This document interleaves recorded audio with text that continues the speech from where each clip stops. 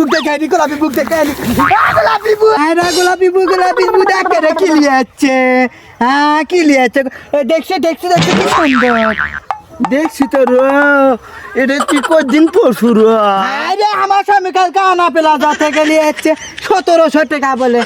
আমারই আসছিল পেটিকোট মধ্যে কোনো তালি দিব তালি টঙ্কে হবে ফুলমতি দেখতো কত খানি রবু কত খানি